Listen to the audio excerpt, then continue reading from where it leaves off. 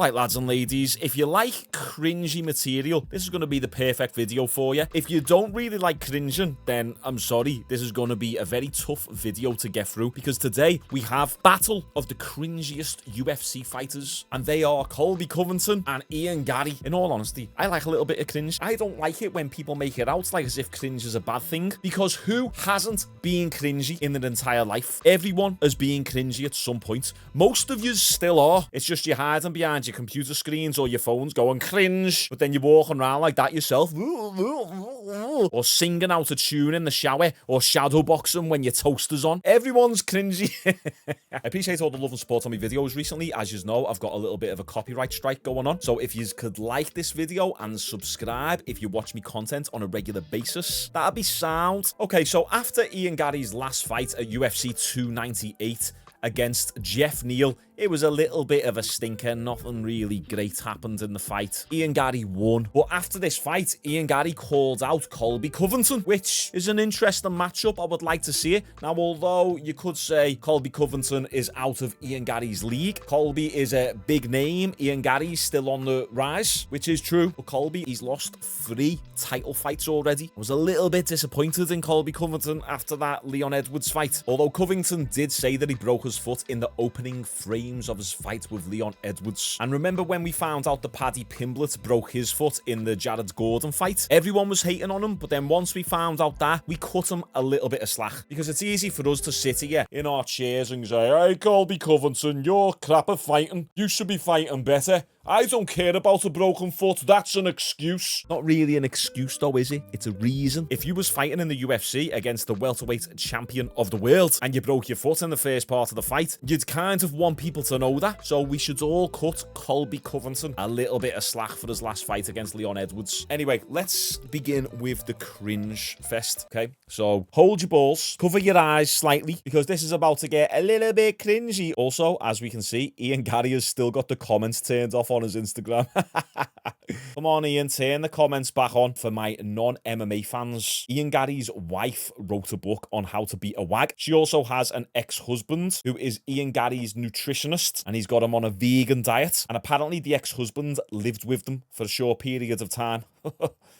That's a mad setup, that. And then Ian Garry posts videos like these, which, you know, feeds into the cringiness. But I'll tell you what, I'm all for it. He'd batter everyone in this comment section, and it makes for a good video. So let's see what Ian Garry said after his last fight. What's up, everyone? Yeah. What's up, everyone? Yeah. Proper trying to be Conor McGregor, although he's not. That's just his accent. Talk your shit, talk whatever you want. At the end of the day, guess what? Your boy's 14-0, undefeated, one of the best prospects the world's ever seen. And guess what? Colby Chaos Covington, you're next. Get ready and get training. I'm gonna hunt you down. I'm gonna come after every limb you have. You're gonna be done. What is it with the eyes? Yeah. You better be ready. Oh, I can't do the Irish accent. You better be ready. I'm gonna hunt you down. The squinting, he's trying to look hard. You better be ready. That was Scottish, wasn't it? Terrible, Shaun. So as you can see, that was after his last fight. He called out Colby Covington. I can barely even speak here. I've had terrible brain fog. Still not over this long COVID crap. Went to doctors today. But as you can see, he's campaigning for the Colby fight. We didn't hear anything from Colby after that. Then Ian Garry posted this, saying, "Justice will be saved." Okay, let's see what he's posted. I got one more survey for you all. For all the people out there, how many of you guys have Ian Garry's wife? Hey, fair play to Ian Garry. He's leaned into it a little bit. He's becoming the heel that we have all appointed him to be. You know, he's leaning into the joke a little bit, which is what we like to see. The guy I want next, and I've been saying his name all week. His name's Colby Chaos Covington. That guy's on a 3-fight skid against world champions, and I want to retire you from the UFC, Colby. Anywhere, anytime. You ain't ready to deal with this speed. You ain't ready to deal with the undefeated prospects. I'm going to take you out. I'm going to make you regret everything you've ever said. I mean, he might be right. You're not ready to deal with the undefeated prospects. Colby Covington, I think, might have 1 or 2 fights left in the bag, and then that's kind of it then. Can you argue with anything that Ian Garry said here? Because you could say that Ian Garry is kind of like a home and bargain version of Leon Edwards, or Aldi version of Leon Edwards. For my American audience, what's like a budget supermarket that you guys go to? Like Walmart? Or like what's a budget version of Walmart? That's what Ian Garry is to Leon Edwards. Let's see what else. I got one more. Okay, that was it. Just black screen. So after that video was posted 2 weeks ago, it took Colby Covington just over a week to write his script for his response. And I like Colby, but come on, he's got to do these videos scripted, which I'm not even hating on because I've done scripted videos in the past. Go and check out my Instagram for daily short form content on motivation, fitness, success, mindset. Help me get to 4,000 followers. And I'm a little bit cringy, I will admit that, but I'm leaning into the cringe. People like it, they find it funny, they find it entertaining. And Colby, with this video, has somewhat won over people again. But beware, the cringe level has went up, I'd say 3 points from Ian Garry's last video. Let's see what Colby Covington is saying. Strap yourselves in, boys. Greetings, nerds and virgins. Great start. America's champ, the people's champ, Donald Trump's favorite fighter. We're in beautiful sunny South. He kind of clinging on to that one, isn't he? Donald Trump's favourite fighter. Donald Trump walked out of his last fight when Colby Covington was on the mic bigging up Donald Trump. Kind of sad, really. I felt bad on Colby. Like, I actually felt bad on him. Florida, most people, they work 60 years just to get a taste of the good life. This is what I live every day. We just shot 18 holes at Trump International, West Palm Beach. Now we're out here selling on 7 figures and salty nerd tears. Usually when you're out here, it's all about fishing. Everybody knows when you're going fishing, it's important to have the right bait. So let me teach you all a lesson about how you bait someone. Ian Garry, you translucent cuck. You wanted my attention. He said, you translucent cook. Obviously alluding to the fact that Ian Garry is super pasty. But I mean, Colby Covington isn't exactly a tan man, is he? Attention, now you got it. Everybody knows why you want to fight me, Ian. I'm the biggest star in the division. It's big city, bright lights, and the most attention and eyes you're ever going to have on you winning a fight. I can't really deny that. Who is a bigger star than Colby Covington in the welterweight division right now? Okay, so we got Leon Edwards at the top. Is Leon Edwards a star? I definitely think he's gradually fanning the flame of his star power, but it's not quite there yet. And a big problem is because of the way he talks. You can't really understand him. He's like Nate Diaz from Birmingham. Yes, you know, you go fight, yeah. You go do a fight, you're going to Colby Covington, knock his head off. I'm from the UK, about an hour down the road from Leon, and I can't even understand him. So he needs to work on his enunciation a little bit more before he gets that star power. Kamaru Usman, he's got a little... nah, not really. He hasn't really got much star power. Belal Muhammad, yeah, do you want to be honest? Belal, he's got the biggest star power in the division. I'm clearly joking, if you don't know. But Belal has got the least star power out of everyone. Shavkat could have a little bit of star power, but I don't know. Nah, probably not. Who else is making noise in the welterweight division right now? Just take a look at all these names. We've got Colby and then Ian Garry. This is what the welterweight division has turned to. It's absolutely embarrassing in terms of, from a marketing perspective, turning into one of the most boring divisions there is. To be fair though, we just had Michael Venom Page fight last week before. So that's pretty exciting because I can see Michael Venom Page getting close to the top. Long way of saying, Colby's right. He kind of has got the most star power in the welterweight division right now. This fight actually really makes sense. But everybody knows, Ian, you missed your chance. You had your chance in December to step on the same stage as me and have a microphone. Same stage. He's like me. Colby Covington must have that long COVID, can't even talk. Microphone and say whatever you want to say to me. But you were scared.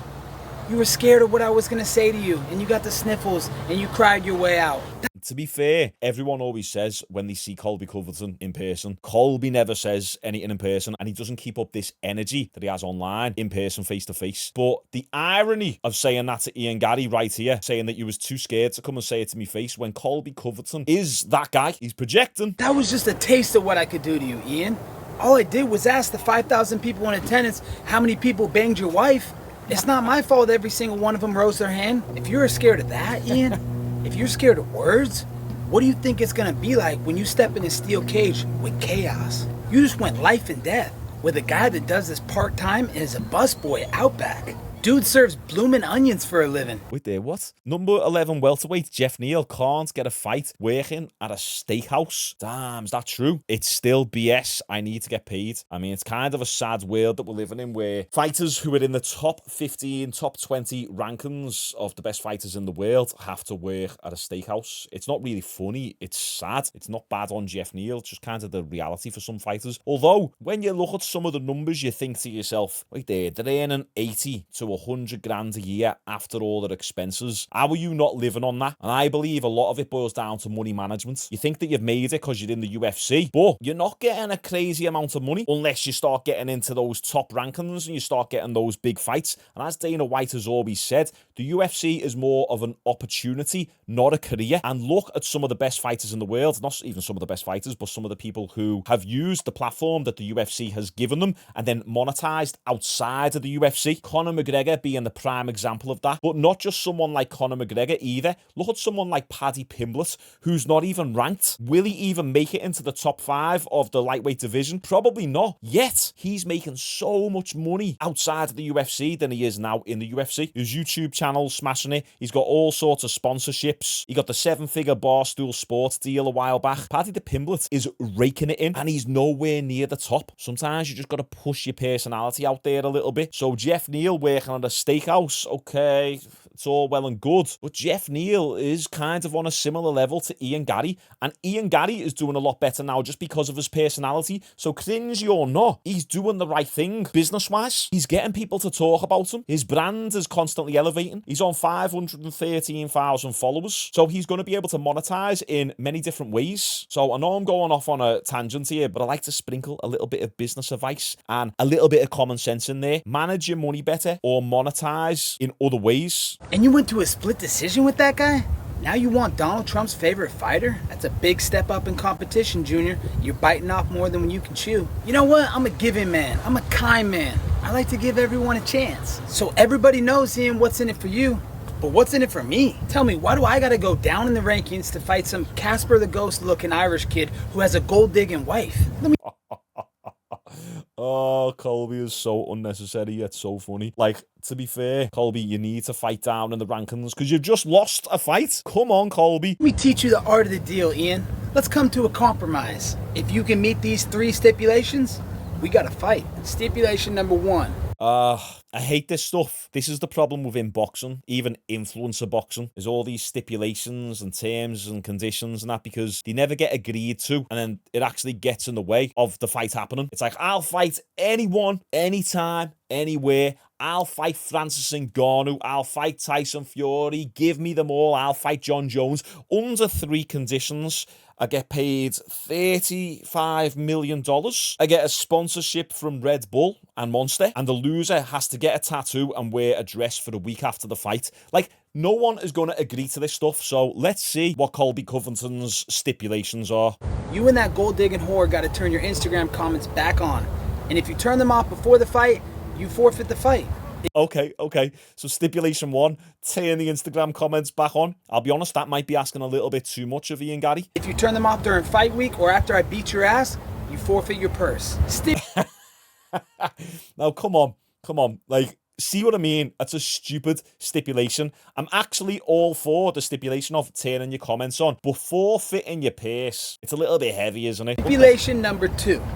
Ian, we've heard you cry and beg on your knees, but we all know that you're not the boss and you don't wear the pants in the relationship. Oh, yeah, okay. So who manages Ian Garry? Garry's fiancée and television anchor, Layla Ann Lee, handled a ton of behind-the-scenes management. So, okay, there you go. Ian Garry is managed by his missus, which, to be fair, let's be mature for a moment. I actually don't think is a super bad thing, because if you're going to have a manager who takes 20% of your money, at least that 20% is coming back into the same household. Think about it naturally. It makes sense. If you've got someone who's doing like the day-to-day things, why not it be your wife? Because then that is also beneficial for tax purposes. Your wife is on the payroll, and that's going to offset a certain amount of tax then. You pay less tax.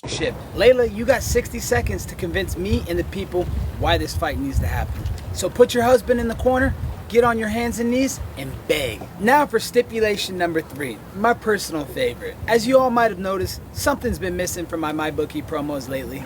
That's because I've been saving that spot for a special someone. Layla, You want to be a star? You want the Yeah, so there you go.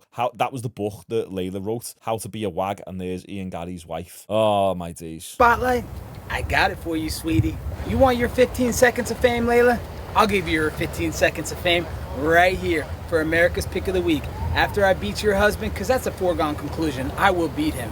He's going to sit in the corner just like he does with all that cuck stuff you guys do, and he's going to watch. What's this meant to be, by the way? Was he meant to hold something up and then something was meant to be superimposed there? Or was he meant to be saying a fist? I don't get it. I don't actually follow. 15 seconds of fame. Ball's in your court now, cuck boy.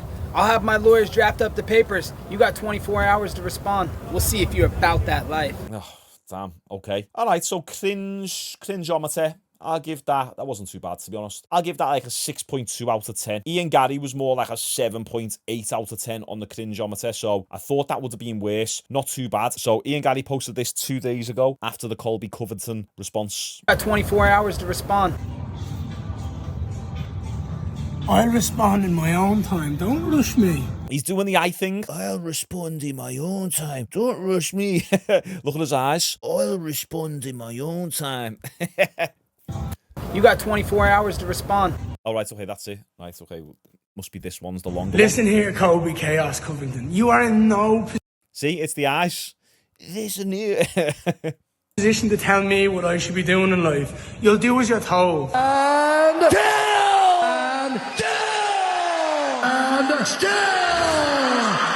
You gave me 3 stipulations, all of which had nothing to do about fighting, but we're all talking about my wife. Layla, get on your hands and knees and beg. I don't know how you were raised, but women aren't property, and my wife definitely ain't no trophy. No, but she did write the book on how to be a trophy wife.